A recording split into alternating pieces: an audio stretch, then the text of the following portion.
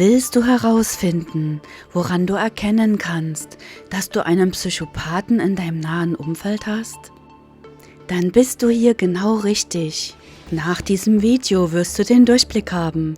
Willkommen auf meinem Kanal Spot on Narzissmus und Psychopathie.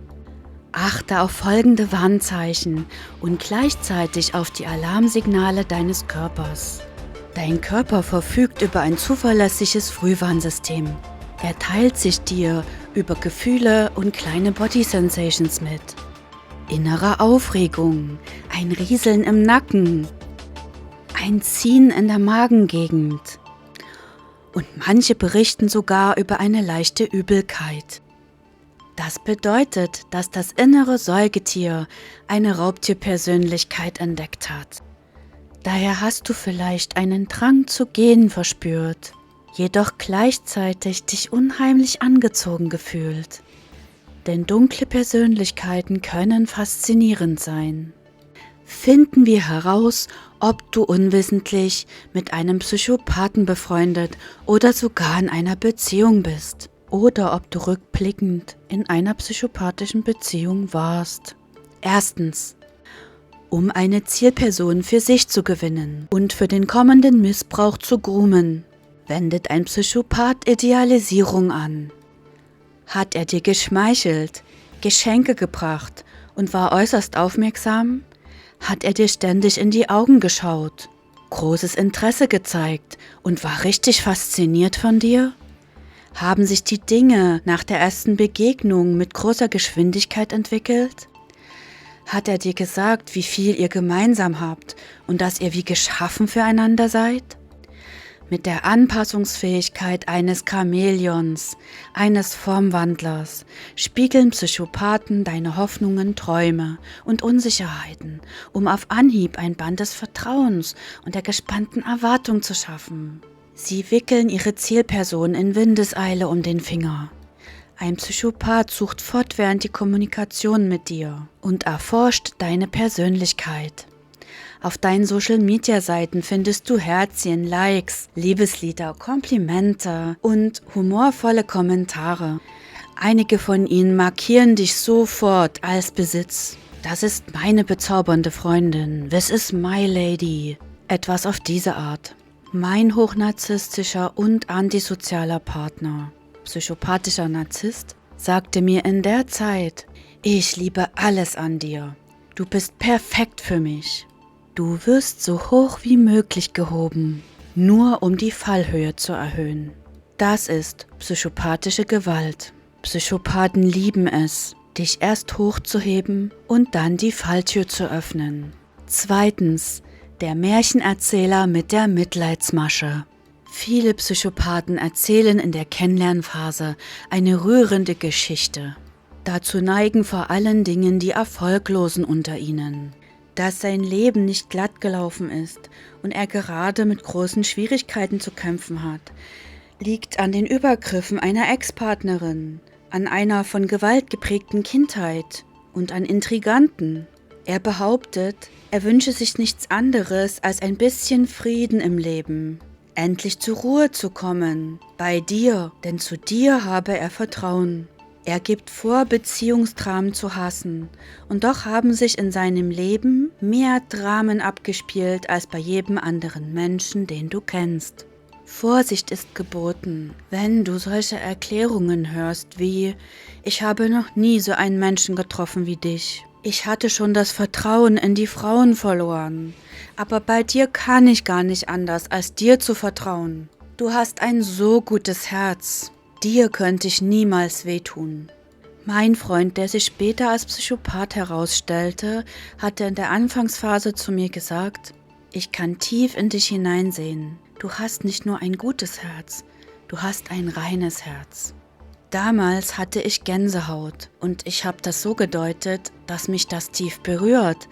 Heute erkenne ich, das war ein Warnsignal. Ich kannte mich nur mit kriminellen Psychopathen aus. Subklinische Psychopathen sind einfach getarnt und begehen keine Straftaten. Und sie haben ein perfektes Verhalten, gehen in Resonanz zu dir, synchronisieren sich. Das ist das Einzige, was vielleicht auffällig ist. Wenn man sich gerade verliebt, freut man sich jedoch über solche Resonanz. Aber noch nicht so früh, bevor dich der andere überhaupt tiefer kennengelernt hat. Man möchte so gern an eine besondere Anziehung glauben oder dass man jetzt den kompatiblen Partner gefunden hat. Lass dir mit dieser Einschätzung unbedingt Zeit. Psychopathen erkennen deinen tiefsten Wunsch.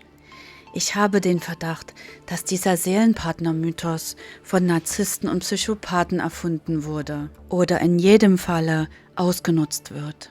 Drittes Warnzeichen ist die verrückte oder hinterhältige Ex-Partnerin, die immer noch hinter ihm her ist. Ich erinnere mich, wie er immer wieder gesagt hat, "Oh, she is so wicked."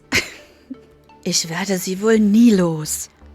Wenn Ex-Partnerinnen als eifersüchtig, alkoholkrank, verrückt, bipolar, depressiv oder als Stalkering bezeichnet werden, dann müssen alle Alarmglocken angehen. Viertens, Überheblichkeit und über andere herziehen. Du wirst in den höchsten Tönen gelobt, aber andere werden abgewertet. Er ist zu allen ausgesucht höflich, doch hinter dem Rücken lässt er miese Bemerkungen fallen. Doch sobald die Beziehung zu dir den Reiz für ihn zu verlieren beginnt, wendet sich ein Psychopath denjenigen zu, über die er vorher gelästert hat. Seine Überheblichkeit wendet sich dann gegen dich. Mehr und mehr wirst du von oben herab behandelt, als wärst du dumm oder psychisch krank. Das macht ein Psychopath mit jedem Freund, jeder Freundin, jedem Partner, jeder Partnerin. Das hat nichts mit dir zu tun. Fünftens, ein unnormales Bedürfnis nach Aufmerksamkeit und will das Zentrum deines Lebens sein. Ein Psychopath arbeitet ab den ersten Kennenlerntreffen daran, dich und dein Leben völlig zu vereinnahmen. Sein Anspruch auf deine ungeteilte Aufmerksamkeit ist unersättlich. Ein Psychopath entzieht dir deine Lebenskraft. Er ist ein Energievampir. Darum sagt er, dass du der einzige Mensch bist, der ihn glücklich machen kann. Doch in Wahrheit könnte jeder seine Energiequelle sein. Doch kein Mensch auf Erden könnte das schwarze Loch in der Seele eines Psychopathen füllen. Sechstens, die Erwartung, dass du Gedanken lesen kannst. Ich werde nie vergessen, wie mein Freund, der sich später als Psychopath herausstellte, zu mir sagte: "Oh, du bist die Einzige, die mich versteht. Du liest meine Gedanken." Wenn du ihn darauf hinweist, dass er für Tage oder Wochen die Kommunikation unterbrochen hat und auf Distanz gegangen ist es deine Schuld, weil du seine Stimmung nicht richtig eingeschätzt hast. Siebentes Warnzeichen: Deine Grenzen werden schleichend aufgelöst. Ein Psychopath wechselt Komplimente mit Kritik ab. Plötzlich zeigt er eine verächtliche Haltung, die er in einen Spaß verpackt. Wenn du ein höhnisches Grinsen bemerkst, sei gewarnt. Das ist ein Merkmal von Narzissten und Psychopathen und ein Hinweis auf ihren versteckten Sadismus. Achtes Warnzeichen: Triangulation und Vergleich mit anderen. In der Idealisierungsphase gibt dir ein Psychopath das Gefühl, etwas ganz Besonderes zu sein, indem er dir erzählt, dass du ganz anders bist als andere Frauen. Mein Freund, der bei späterer Analyse eine 8 von 10 in Psychopathie war, sagte in dieser Phase zu mir: "Du hast gewonnen gegen alle anderen Frauen. Du bist die Einzige, die eine Chance hat." Das hat mich damals sehr gewundert, denn ich habe ja nicht gewusst, dass ich es mit dem Bachelor zu tun habe und noch andere Frauen in der Warteschlange stehen. Ein Psychopath streut immer ein, dass er sehr begehrt ist. Erst bist du die beste Frau auf Erden, dann fängt er an, dich negativ zu vergleichen. Er möchte Eifersucht und Minderwertigkeitsgefühle sehen. 9. Hochgeschätzte Eigenschaften werden jetzt als Fehler hingestellt.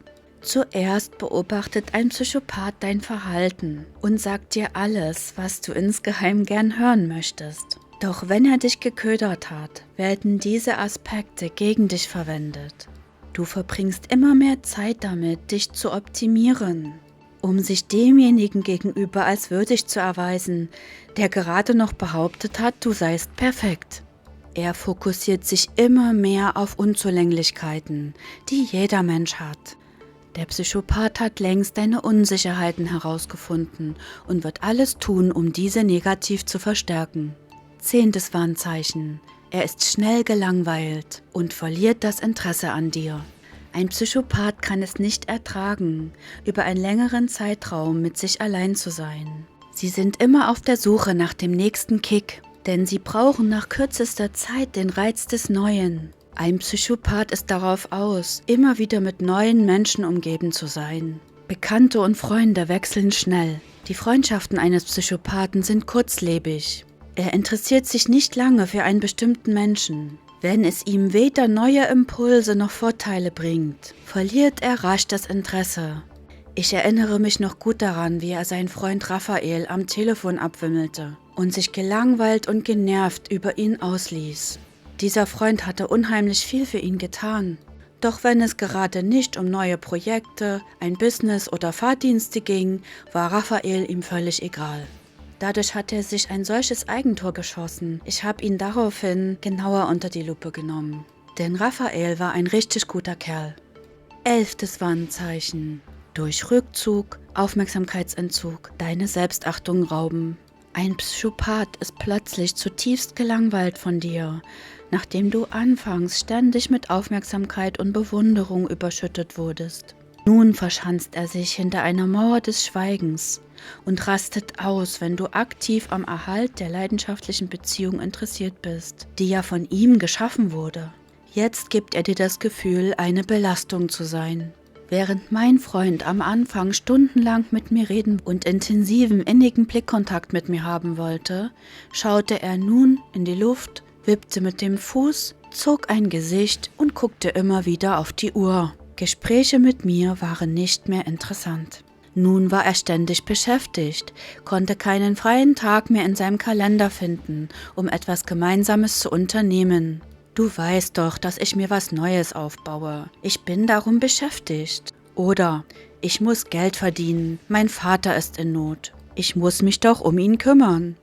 Der Vater, der ihn in der Kindheit misshandelt hatte, war plötzlich der wichtigste Mensch in seinem Leben. Das ist ein Muster. Erst war der Vater Gegenstand seiner Mitleidsgeschichte und dann diente er als Ausrede, dass er keine Zeit für die Beziehung hat. Viele Partner reagieren darauf, indem sie sich mehr bemühen, die Aufmerksamkeit ihres Freundes, ihrer Freundin zurückzugewinnen. Sie denken sich spannende Unternehmungen aus, organisieren einen kleinen romantischen Urlaub und tun vieles, um ihre Attraktivität zu steigern. Doch Vorsicht, das ist eine Falle. Das kostet dich Kraft, Zeit und Geld und wird das Verhalten des verdeckt psychopathischen Partners nicht ändern. 12. Das Spiel von Zuckerbrot und Peitsche. Er wechselt ab zwischen Aufmerksamkeit, Ignorieren und dich angehen. An einem Tag spricht ein Psychopath vielleicht von Heirat. Am nächsten Tag deutet er an, dass er weitergehen wird und du weißt nie, woran du bei ihm bist. Mir fiel in der Phase auf, dass er so wenig wie möglich investierte, während er das Maximum von mir erwartet hat. Ein wichtiges emotionales Warnzeichen war damals bei mir, dass ich mich von einem bestimmten Lied sehr berührt gefühlt habe. Die Textzeile "Let me down slowly" zeigte mir, in welcher Situation ich mich befinde. Dieses langsam fallen gelassen werden ist ein wichtiges Zeichen dafür, dass etwas in der Beziehung nicht stimmt. Sie geht mit der Angst einher, fallen gelassen zu werden. Das führt zu Punkt 13, die verdeckte psychopathische Gewalt. Einige Psychopathen lassen ihren Beziehungspartner langsam fallen, andere schlagartig. Das zieht dir den Boden unter den Füßen weg. Durch die unrealistische Erhöhung deiner Person, die subtilen Abwertungen, die dann folgen, und seinen Rückzug, will ein Psychopath erreichen, dass du deine Selbstachtung und deine Identität verlierst. Offene Misshandlungen würdest du erkennen, doch diese Form des psychischen Missbrauchs erkennen viele Menschen erst, nachdem die Beziehung beendet ist. 14. Er nimmt dich völlig ein und saugt das Beste aus dir heraus. Er nimmt und nimmt und nimmt und erhöht den Einsatz nur, wenn du anfängst, dich ernsthaft zu lösen. 15. Warnzeichen. Ständige Ausreden und pathologisches Lügen. Menschen mit einer psychopathischen Persönlichkeitsstruktur können sehr glaubhafte Geschichten erfinden. Jedes Puzzleteil passt, deswegen fallen Lügen zunächst überhaupt nicht auf. Und sie passen ihre Begründungen schneller an, als du sie hinterfragen kannst. Ein Psychopath wälzt die Schuld fortwährend auf andere ab. Er selbst ist ohne Fehl und Tadel. Er verbringt mehr Zeit damit, sein Verhalten rational zu erklären, als es wirklich zu verändern. Selbst wenn du ihn bei einer Unwahrheit ertappst, lässt er weder ein schlechtes Gewissen noch Schamgefühle erkennen. Manche von ihnen legen es darauf an, erwischt zu werden und genießen das Entsetzen und den Schmerz im Gesicht ihres Gegenübers. 16. Gaslighting. Ein Psychopath versucht vieles, um gezielt deinen Realitätssinn und dein Selbstbewusstsein zu untergraben und dich als unglaubwürdig und psychisch fragwürdig hinzustellen. Psychopathen tun harmlos und verleugnen ihr manipulatives Verhalten. Wenn du seine Darstellung der Realität mit Fakten widerlegen möchtest, wird er stur, ablehnend und mit Kritik reagieren. Statt auf sein eigenes unangebrachtes Verhalten einzugehen, ist es immer deine Schuld, weil du überempfindlich bist und wieder mal übertrieben hast. Ein Psychopath redet dir ein, dass nicht der emotionale Missbrauch das Problem ist, sondern deine Reaktion. 17. Die Unfähigkeit, sich in dich und andere Menschen hineinzuversetzen. Hast du deinem Freund oder Partner versucht klarzumachen, was du empfindest? Und ihn gefragt, wie er das finden würde, wenn du ihn auf die gleiche Art und Weise behandelst, wie er dich behandelt? Hast du in solch einem Moment seinen Gesichtsausdruck bemerkt? War sein Blick verständnislos und leer? Hat er mit Schweigebehandlung oder Ärger reagiert? Bekam er sogar einen Wutausbruch? Hast du dadurch erlebt, dass es nichts Gutes bringt, wenn du versuchst, deine Gefühle zu kommunizieren? Dann sind das die Indizien dafür, dass dein Freund oder Partner keine emotionale Empathie hat. 18. Er provoziert Eifersucht und Konkurrenz mit einer Unschuldsmiene. Zu Beginn der Beziehung fokussierte sich seine Aufmerksamkeit ausschließlich auf dich, sodass es besonders irritierend ist, wenn der andere auf Abstand geht und sich nun auf andere Menschen fokussiert. Seine Verhaltensweisen lassen dich mehr und mehr daran zweifeln, ob du noch einen Platz in seinem Herzen hast. Du bemerkst, dass er mehr als früher auf Social Media unterwegs ist. Und vielleicht bekommst du mit, dass er Herzchen verschickt oder Fotos und Lieblingssongs an die Ex-Freundinnen, die er vorher noch schlecht gemacht hat. Er versteckt diese Aktivitäten nicht und verstrickt dich dadurch in Dreiecksbeziehungen. Er will dich ganz gezielt eifersüchtig machen. Doch falls du tatsächlich mit Eifersucht reagierst, wird er das gegen dich verwenden. Er wird dich dafür beschämen, eifersüchtig zu sein, anhänglich, bedürftig, psychisch labil. Solltest du deinen Partner dabei ertappen, registriere im Stillen, was er tut und sprich ihn nicht darauf an. Gehe auf Abstand und überlege in Ruhe, ob ein solcher Mensch würdig ist, dein Freund oder Partner zu sein. 19. Du wirst zu Sherlock Holmes. Das ist dir noch nie passiert, in keiner Beziehung zuvor.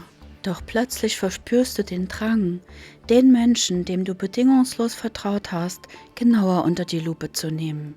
Du gehst auf Spurensuche, wirfst einen Blick auf jahrelange Aktivitäten im Internet, schaust dir Posts, Fotos und Freundschaften auf Facebook an. Du suchst nach Antworten, weil du einen vagen Verdacht hast. Ein ungutes Gefühl, das du dir nicht erklären kannst. Das trifft auf die Situationen zu, wo ein verdeckter Psychopath noch keine Anhaltspunkte gestreut hat, dass er noch andere Kontakte pflegt, wo er dich also noch nicht eifersüchtig machen wollte.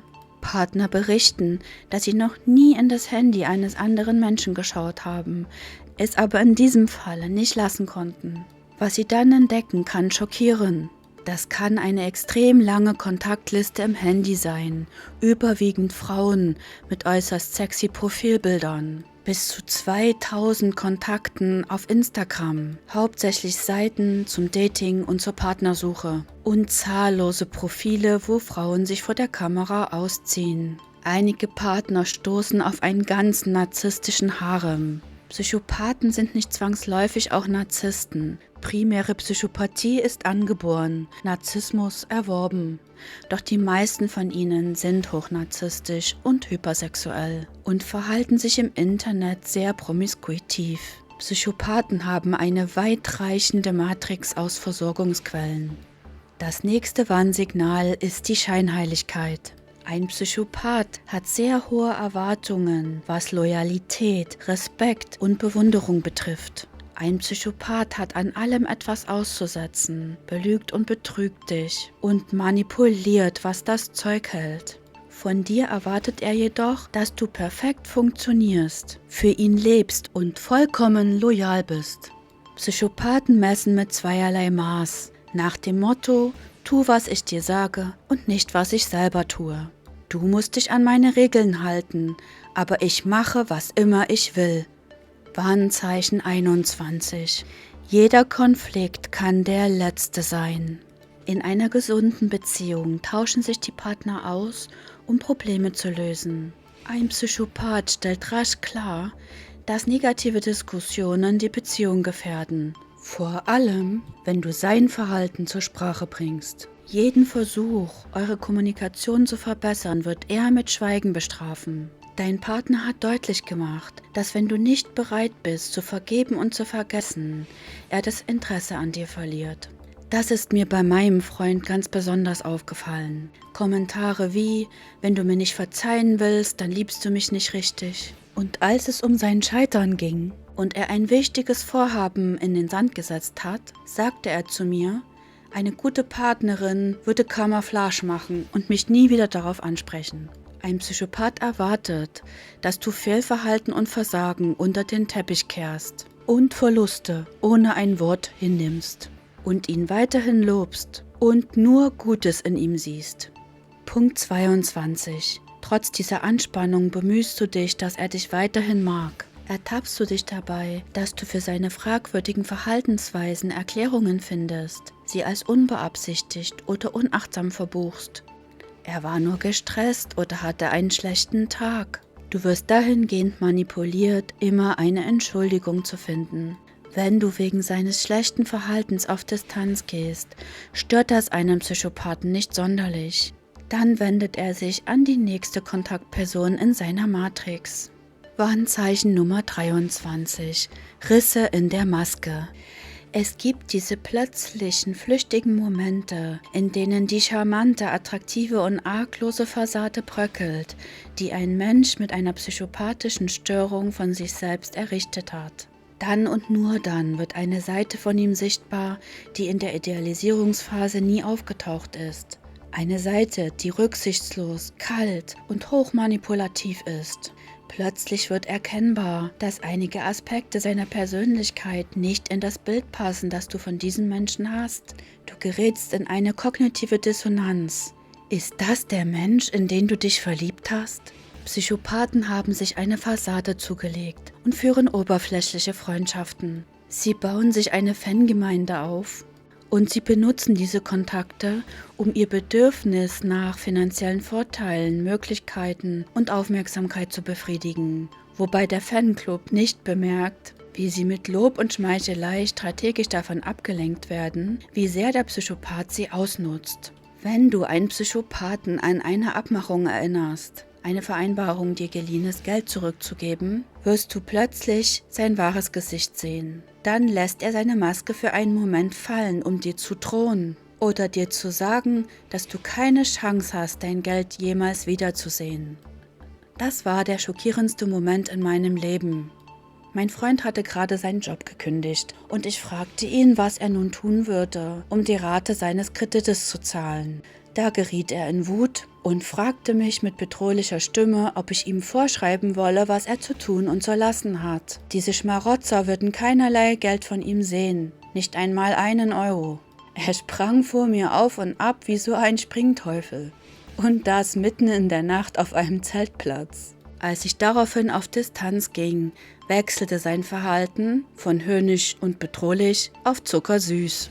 Als er merkte, dass er damit nichts mehr erreichen kann, ging er zu fadenscheinigen Ausreden über und versuchte zurückzurudern. Statt weiter zu befürchten, dass diese Auseinandersetzung die letzte sein könnte, setzte ich der Sache ein Ende. Ohne Aufsehen zu erregen, ging ich auf Abstand. Man sollte einem Menschen mit psychopathischen Zügen niemals ankündigen, dass man die Beziehung beenden will.